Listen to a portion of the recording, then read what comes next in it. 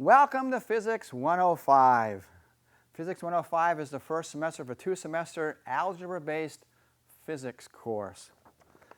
So let's describe the course. Here's the course description. Physics 105, college physics, fall and spring. I'm not sure if that's true anymore, but whatever. An introductory algebra-based general physics course. Topics include mechanics, fluids, waves, and sound. An excellent understanding of algebra and trig is required. And I recommend that you take the lab because you'll learn a lot and it'll help you great. Enrollment requirements: Math 110, college algebra, Math 111, trig, and passing a comprehensive math exam during the first 2 days of the semester.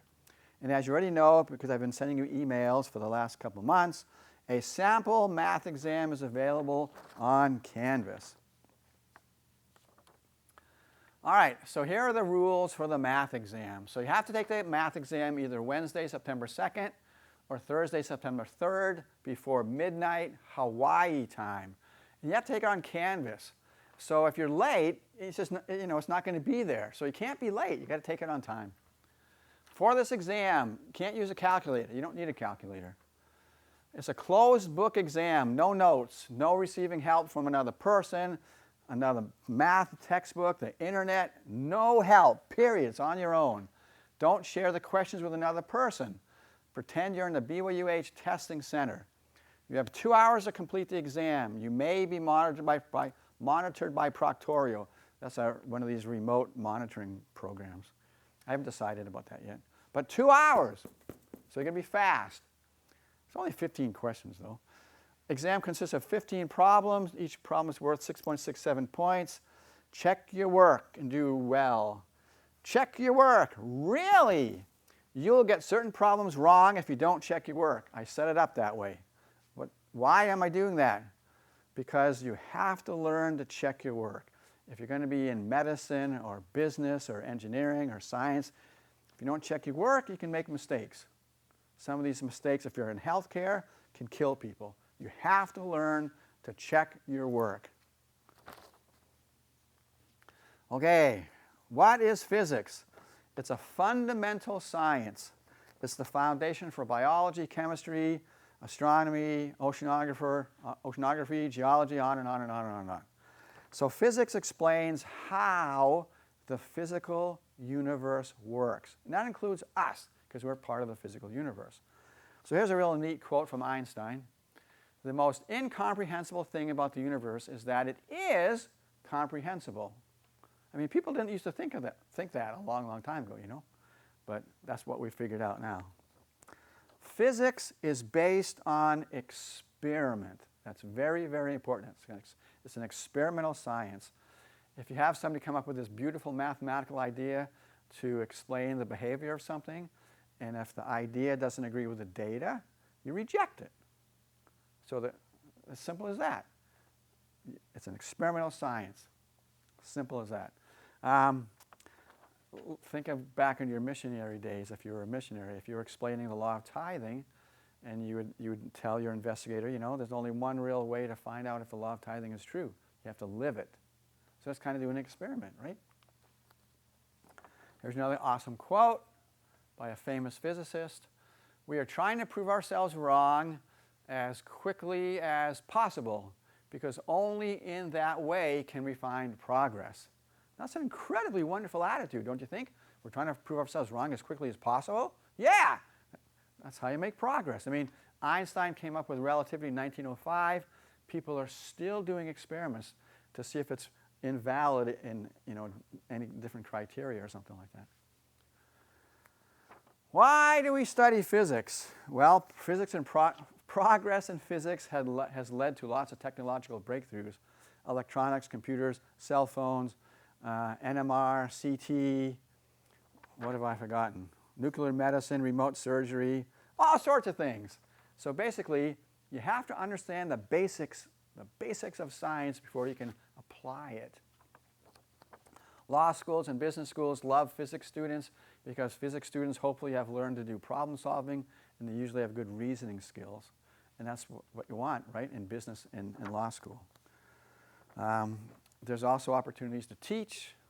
So in 1998, we lived in a middle-class town in Illinois. Our daughter's physics teacher had 20 years of experience, had a master's degree, was making more than $100,000 a year. Public school. So if you want to teach, you just have to, and you want to make some reasonable amount of money, you just have to find the right school district. Physics is required by many, many majors. Biology, biochem, computer science, math, pre-med, on and on and on. Why? Because you're going to use it. So here's an email I received from a student. And when he wrote this, he was in medical school. He's now working in Massachusetts as an emergency room physician. Hello, aloha, Dr. Weber. It's Sunny from your BYUH physics classes. So I'm about halfway through my first year of medical school, and I've been thinking about your classes a lot. Don't ever let pre-med kids trick themselves into thinking that physics isn't important as a doctor.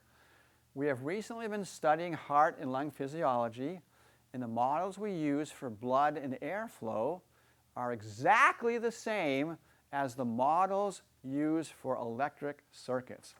And you can read the rest of it. He just keeps on going on how physics is important.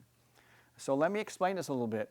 In Physics 106, we talk about electric circuits, how to analyze an electric circuit. So wires, batteries, resistors, inductors, capacitors, all connected together. And I can imagine some people might think, why do I care about that? I'm not going to be an electrical engineer. It's a waste of my time. Well, here's the thing. Like you said, the models that we use for circuits are the models that they use to study blood flow. So you never know where, when this stuff is going to be useful. I mean, come on, the people that design the medical school requirements aren't fools. I mean, if they expect you to have a year of physics, there must be a reason for it, right? So when you're having trouble with your physics and you're thinking to yourself, why am I doing this? Just keep telling yourself, there's a high probability I'm going to use this stuff someday. So just keep the faith, all right? Keep the faith. Okay, so let's see. You can read down on your own. I don't want to read it too long. It's good. This is from a girl, young woman, who is in medical school right now. So it's really awesome. Okay, what will you learn in Physics 105? You're going to learn a lot of concepts, physics concepts, from class and from the textbook. You'll also learn problem-solving skills, which are incredibly important in pretty much any job you'll ever have. Learning how to solve problems, how to reason properly. You'll learn problem-solving skills, textbook, class, and by doing your chapter problem sets. Now let me talk about these problem sets.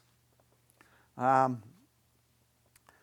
guarantee you can find the solution, the worked out solution to every single problem I assign in class.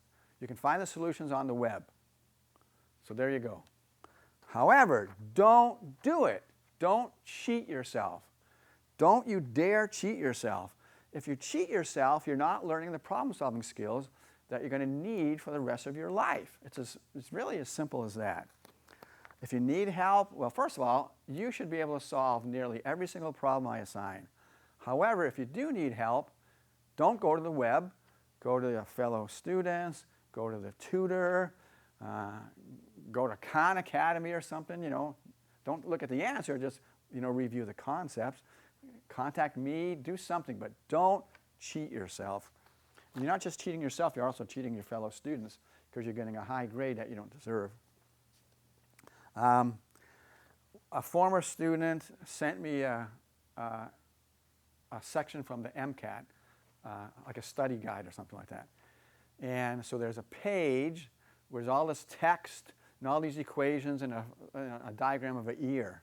And then there's a bunch of questions regarding, from the text. And let me tell you, if you're not a good problem solver and you're taking that MCAT, good luck. You're not going to be able to do well because it's challenging. There's stuff in that thing I've never even heard of. What do I know about ears? And there were even some equations I've never seen. But, if you're a good problem solver, you can figure it out. If you're not a good problem solver, good luck. Okay, so like I say, don't cheat. Don't cheat yourself. Don't cheat your fellow students. do the problems by yourself. Okay, the book. The book is awesome. The main author is Randy Knight. He is an expert in physics education research. You can get a PhD these days, in physics education research. Those people study how people learn physics. And he's an expert, so he's written his book based on his knowledge. So it's an awesome book. Here are some things about the book. So you read part of the book, you read a section, and then he has these stop to think questions. So this question is based on what you just read. You should always answer these questions. If you get the right answer, that means you've understood what you've read. If you get the wrong answer, it means you didn't understand it. So you should go back and read it, and more importantly, think about it. Think about it. The answers to these are either in the back of the book or in the end of the chapter somewhere, but I know they're in the book somewhere. So make sure you do these. These are incredibly important. He also has these notes, and so the notes are very important. You should just read those. Example problems. Don't just read it, but read it with a piece of paper and a pencil and actually go through it. Because, he might do something that you've never seen before, some conversion factor, or who knows what. So just, work them with a piece of paper and a pencil. Again, these notes, like here it says, remember he's saying omega, which is the angular velocity, is positive if it's going counterclockwise, negative if it's going clockwise. If you don't remember that, you're going to get all those problems wrong. It's as simple as that, just because of a wrong sign, So read those notes. They're very useful. Problem-solving strategies.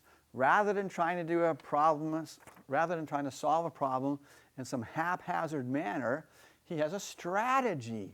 And we're going to learn those strategies. And if you follow the strategy, you'll probably get the problem right. So very important, very wonderful, actually. Okay, here's my picture of you, Physics 105 student. So beware, we're going to move incredibly rapidly. We're going to go fast. And it's not just because I'm a nutcase.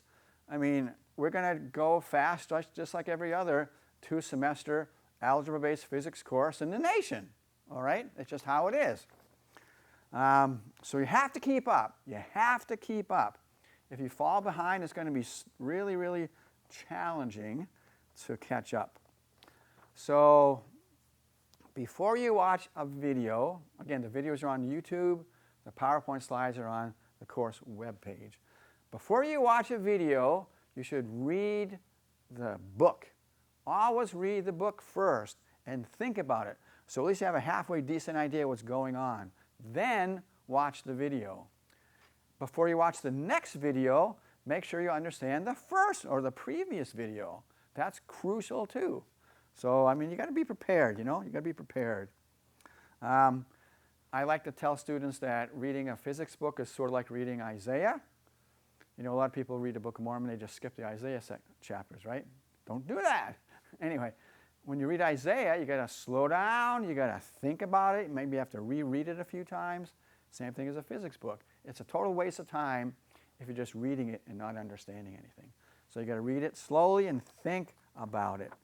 And also, if you want to supplement it with like the Khan Academy videos, or I know there's some videos that are linked to the online textbook, that's fine. Just do whatever you need to do in order to learn this stuff.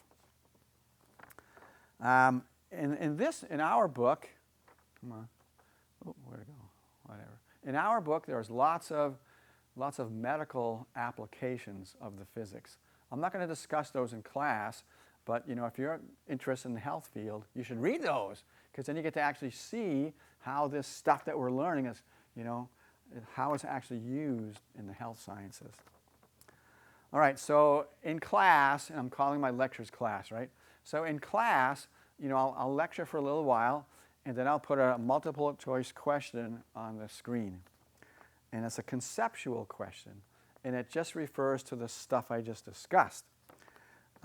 Those questions are designed to make sure that you've understood what I just talked about.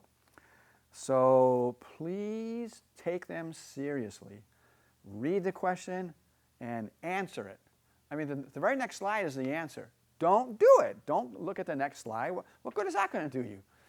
You want to train yourself to think, right? To think critically, to problem solve. So whenever I put those questions on the slide, you figure it out, and then after you've chosen an answer, then you look at the answer. Again, you're trying to develop problem-solving skills, reasoning skills, and so you want to do everything you can to do that, right? If you want to succeed in physics, you got to understand something. Physics is about understanding, not memorizing. That's really, really important. Physics is about understanding, not memorizing. Okay, I want to give you some suggestions on how to prepare for exams. So on the course webpage, I have 2 semesters worth of old exams with the solutions. You should study those carefully, not with the idea that you're going to memorize them, but with the idea that you're going to understand. You should study and understand every single problem on the problem sets. I don't assign them for fun. I mean, I assign them because you're going to learn something from them. You should review the PowerPoint slides, the textbook, and also, if you're taking lab, which I hope you are, you should review the accompanying lab. I mean, the lab is designed to help you understand the physics, so do that as well. Okay, so let's talk about the dress and grooming standards. You might think this is a little weird because you're at home, most of you, but it doesn't matter. You sign the honor code. Honor code applies off and on campus, so let's go through it. So this is our former president and his wife, the Tanners, but I don't have anything from our new people yet, so here we go. Aloha.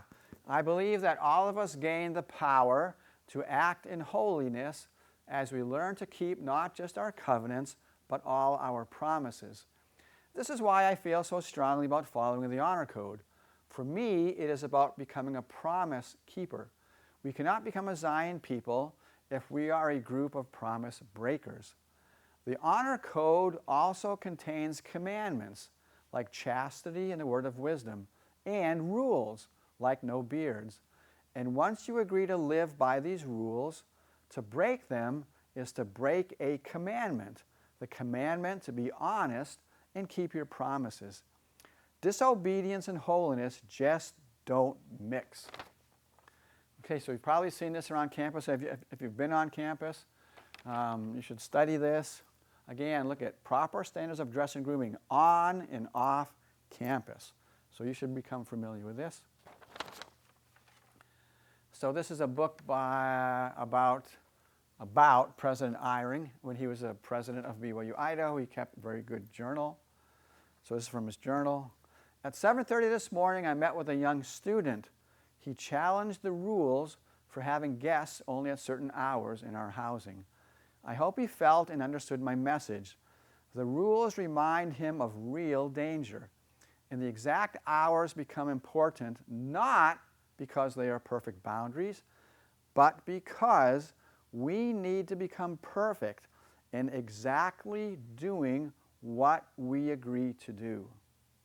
So let me go on, let me explain that a little bit more. So every student who is here has signed the honor code and said that I promise to keep it. Not only that, but you've gone before a bishop and a stake president, and you've agreed to live the honor code. So even if there are parts of the honor code that you disagree with, it doesn't matter. You agreed to live the honor code. And so if you want to be a promise keeper, you simply keep the honor code. That's exactly what President Eyring is saying there. Okay, this is probably wrong, sorry. So we're going to have a tutor. I don't know if it's going to be Litin or somebody else, but we're going to have a tutor, and I will send that information to you later on, the tutor and his or her hours. Here's your assignment. Log on to the class website if you haven't done so already and explore it. Take the math exam Wednesday, September 2nd, Thursday, September 3rd, before midnight Hawaii time. Read the textbook's preface. It's always a good idea. Keep reading chapter 1. And that's it. Thank you very much.